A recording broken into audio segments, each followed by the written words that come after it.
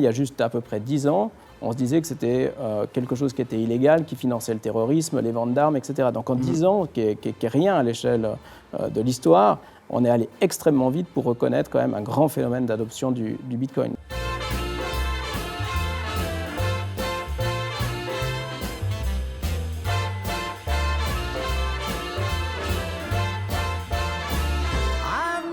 Mesdames et messieurs, bienvenue dans ce nouvel épisode du Story Show. Nous allons parler aujourd'hui crypto-monnaie, nous allons parler blockchain avec Vincent Mignon. Bonjour Vincent. Bonjour Mathieu.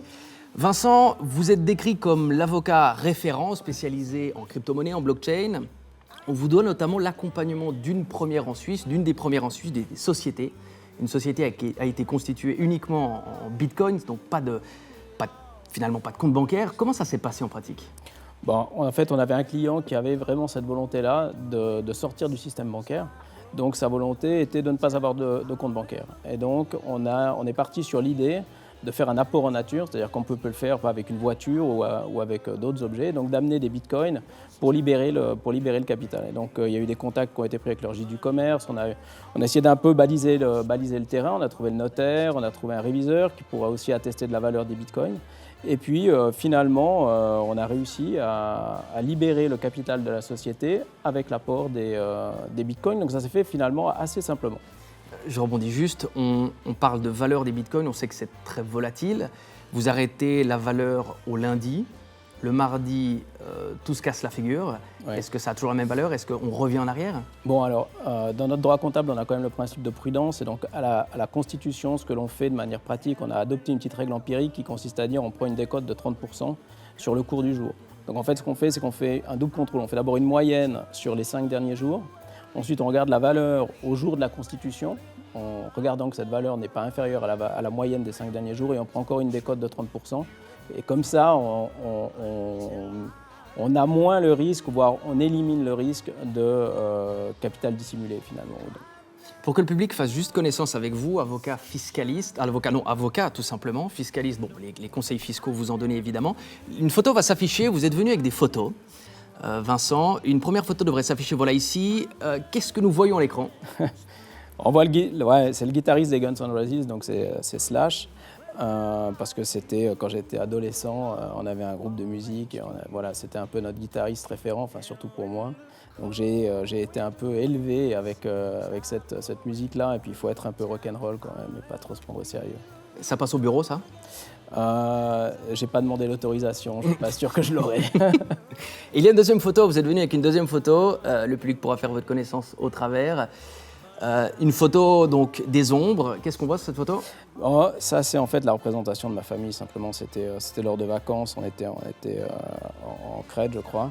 Voilà, ça représente aussi le travail c'est bien, mais notre cercle familial et les relations humaines qu'on peut avoir, surtout quand on parle de technologie où on est vraiment dans de la technique.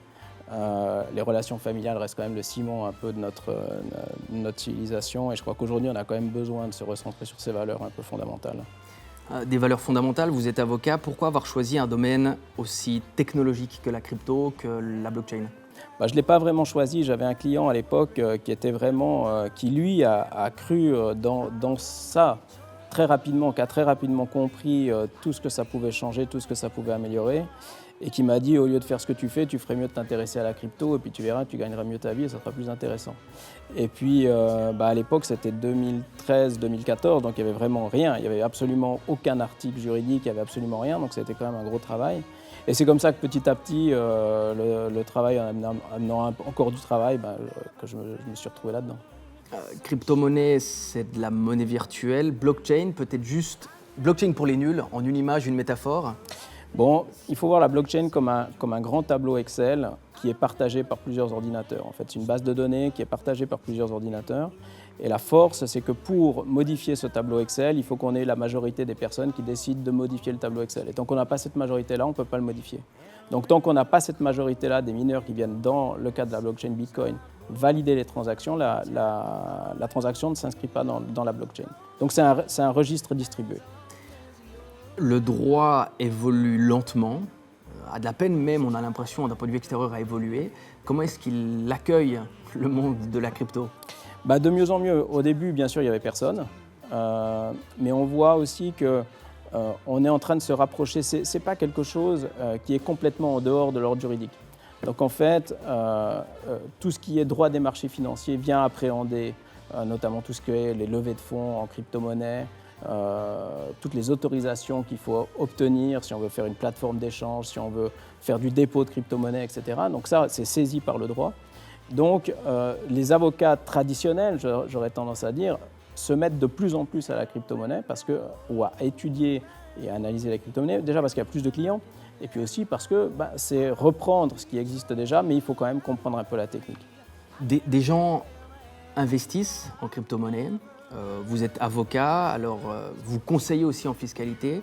Peut-être pour celles et ceux qui nous écoutent, est-ce qu'il y a des enjeux fiscaux majeurs aujourd'hui pour celui ou celle qui s'intéresse à la crypto ? Oui, il y a des enjeux, c'est-à-dire que le principe de base, de toute façon, c'est qu'il faut toujours tout déclarer, c'est-à-dire qu'on a pu penser à une époque que c'était de la crypto, donc je n'avais pas à le déclarer. Non, c'est des actifs qui font partie du patrimoine, donc il faut tout déclarer. Le véritable enjeu, un petit peu comme le boursicoteur, celui qui va un petit peu faire du trading de crypto, assez rapidement, comme les gains sont importants, l'autorité fiscale a tendance à les qualifier de professionnels. Et donc on passe d'une situation où le gain qu'on réalise sur la vente des cryptos est franc d'impôt, donc on ne paye pas d'impôt, à une activité professionnelle, commerciale, où là, le gain est soumis à l'impôt sur le revenu et aux charges sociales. Donc on passe d'une imposition de 0 à quasiment une imposition qui peut aller à 50%. Donc en fait, il faut vraiment faire attention si on est structuré, qu'on a une organisation systématique pour réaliser des gains, avec beaucoup de transactions et qu'on fait du trading avec des forts revenus. Il faut se structurer pour éviter justement de tomber dans cette qualification de commerçant professionnel. En parlant d'impact donc presque professionnel, le 7 septembre, je me suis noté, le 7 septembre 2021, le pays du Salvador admet le Bitcoin comme monnaie officielle aux côtés du dollar américain. Est-ce que c'est une bonne idée qu'un pays fasse intervenir les crypto-monnaies comme monnaie officielle ? Bon, ça montre simplement que le Bitcoin et les crypto-monnaies sont en train de véritablement se démocratiser de manière très importante, puisque maintenant on a même à l'échelon étatique un État qui décide de reconnaître le Bitcoin comme une monnaie légale. Alors que je rappelle, il y a juste à peu près 10 ans, on se disait que c'était quelque chose qui était illégal, qui finançait le terrorisme, les ventes d'armes, etc. Donc en 10 ans, qui est rien à l'échelle de l'histoire, on est allé extrêmement vite pour reconnaître quand même un grand phénomène d'adoption du Bitcoin. Donc c'est un élément positif qui vient montrer l'adoption du Bitcoin à une large échelle. Mais le pays du Salvador, donc il est expliqué, ils ont dû dépenser entre 60 et 70 millions pour acheter du Bitcoin. Finalement, c'est le budget de l'État, ça fait partie du budget de l'État. Quel est le risque ? Bon, le problème qu'il y a, c'est qu'il faut regarder dans ces pays quelle est la valeur de leur propre monnaie. C'est-à-dire qu'avant de regarder quel est l'enjeu ou le danger pour le Bitcoin, ils font le pari finalement que le Bitcoin sera mieux que leur monnaie nationale. Donc il faut regarder là où on a des fortes manipulations, où on a des fortes dévalorisations de la valeur de la monnaie. Bitcoin est déflationniste, donc l'enjeu qu'ils font, c'est qu'ils vont réussir à avoir un pouvoir d'achat meilleur et une conservation de leur valeur meilleure avec le Bitcoin qu'ils ne l'auraient avec leur monnaie nationale. Mais évidemment, il y a une forte volatilité et donc le Bitcoin peut encore descendre de 50% ou de 80%, comme il peut remonter de 1000%. Est-ce qu'il y a d'autres pays qui emboîtent le pas ? Récemment, il y a la République centrafricaine. Alors ça, c'est un cas un petit peu particulier, je ne l'ai pas complètement étudié encore.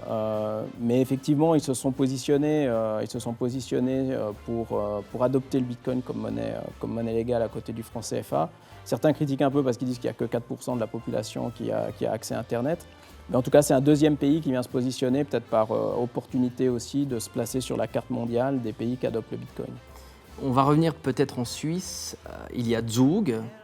Je crois Lugano, je me suis noté Lugano, mais aussi Neuchâtel. Donc aujourd'hui, nous tournons à Neuchâtel. Qui peut revendiquer en Suisse la place de capitale de la crypto ? Je crois que c'est une erreur de chercher des capitales de quoi que ce soit. En fait, je crois qu'il y a de la place pour tout le monde. C'est une erreur de vouloir affronter des villes ou des régions. Je crois que dans une époque comme on est, on a plutôt envie de tous collaborer. Neuchâtel a par contre essayé de construire sa communauté autour de fondamentaux techniques importants et solides, plutôt que sur des aspects financiers et des levées de fonds très retentissantes. Donc on est plus au cœur de la technologie, on essaye de plus vérifier les choses que de tout accepter en se disant finalement tout ce qui rentre fait ventre. C'est un peu ce qui pourrait nous différencier. Parce qu'il y a le risque finalement de ces fameuses arnaques, des escrocs. Mais ça, il y a toujours. Ça, vous aurez toujours dans tous les domaines, dans la crypto comme ailleurs. Il y a effectivement toujours une utilisation malhonnête, comme on utilise le dollar américain de manière malhonnête pour acheter des armes ou de la drogue. Mais c'est quand même occulté que c'est une technologie assez révolutionnaire qui supprime les intermédiaires, qui rend quand même de l'espace privé pour l'individu. Pour lutter aussi contre les GAFAM qui centralisent toutes vos données, la blockchain et cette infrastructure qui est développée vise à redonner à chaque utilisateur le contrôle de ses propres données. C'est quand même un aspect philosophique fondamental. Je me suis noté, on parle de la lanceuse d'alerte Chelsea Manning, Amir Taqi, l'entrepreneur, ou encore Paris Hilton. Ils ont les yeux rivés sur Neuchâtel tout de même, donc finalement on a quand même ici une place. Pourquoi est-ce qu'ils s'intéressent à Neuchâtel ? Ils s'intéressent à Neuchâtel parce que les projets qu'il y a sont bons.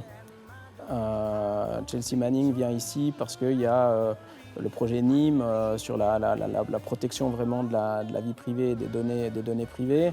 Origine, elle, développe un système de certification dans le domaine du luxe, ce qui a intéressé Paris Hilton, par exemple. Amir Taqi, lui, vient ici parce qu'il y a une communauté Bitcoin très forte, avec finalement une stabilité aussi et des conditions cadres qui lui permettent de développer ses projets. Donc à chaque fois, c'est le projet qui fait venir. Vous parlez de Nîmes, une société qui est valorisée à près d'un demi-milliard, hein, c'est juste ? Alors, je n'ai pas regardé les dernières valorisations, mais quels sont les chiffres à Neuchâtel, plus ou moins ? Est-ce qu'on parle de centaines de millions, de milliards déjà ? Non, je pense qu'on est à plusieurs centaines de millions. Je pense qu'on doit tutoyer le milliard en fonction des valorisations, des tours de financement et des cours de certaines crypto-monnaies. Magnifique. Et justement, Neuchâtel, qu'est-ce qui a favorisé, dans l'histoire neuchâteloise, qu'est-ce qui a favorisé l'implantation d'une communauté crypto, donc entrepreneurs, investisseurs, etc. Est-ce que c'est que le cadre politique ou est-ce qu'il y a autre chose ? Ça a beaucoup joué. Je pense une vision de l'ancien conseiller d'État Caracas qui a beaucoup aidé.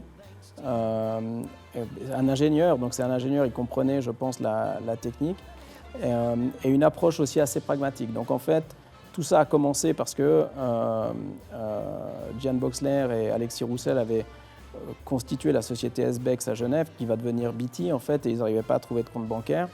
Et donc ils sont venus à Neuchâtel pour essayer d'avoir un compte bancaire pour leur société qui fait du brokerage crypto, donc qui fait du change crypto. Okay. Et il leur fallait absolument un compte bancaire pour faire cette activité-là. Et c'est vrai que là, on a eu un gros soutien de la promotion économique, déjà à l'époque avec Nicolas Vradis. Et puis, le conseiller d'État, on a eu une réunion à la Banque cantonale avec le conseiller d'État, la promotion économique, les gens de chez BT, pour essayer de trouver les conditions pour permettre l'ouverture du compte bancaire. Et ça a vraiment été le début de l'activité où on a permis, moyennant quand même beaucoup de confiance, beaucoup de conditions qui sont posées à peu près à tous les niveaux, de permettre à des sociétés d'avoir des comptes bancaires, bien qu'elles soient actives dans le domaine crypto. Ça a beaucoup aidé pour le développement de Neuchâtel et ça aide toujours d'ailleurs. Vous parlez de confiance, du reste, c'est ce qu'on peut attribuer à une monnaie nationale souvent. Il y a cette notion de confiance et c'est peut-être pour ça aussi que les gens ont peur de la crypto-monnaie. Il n'y a pas ce lien de confiance. Comment est-ce qu'on pourrait aller vers plus de confiance ?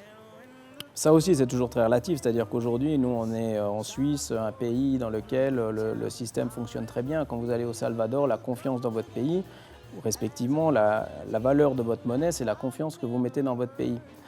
Et là où vous avez des pays qui sont très faibles en termes d'organisation, où il y a beaucoup de corruption, etc., la confiance dans votre monnaie, elle est inexistante. Alors que dans le cadre des crypto-monnaies, la confiance, vous la mettez dans le réseau, vous le mettez dans la technique. C'est-à-dire que vous partez du principe que c'est mieux de jouer en respectant les règles qu'en ne respectant pas les règles. C'est les théories des jeux qui sont reproduites dans le cadre de ces blockchains-là. Et certains disent je préfère faire confiance à un réseau distribué technique plutôt qu'à un État. Voilà. Et c'est ça qui donne la valeur.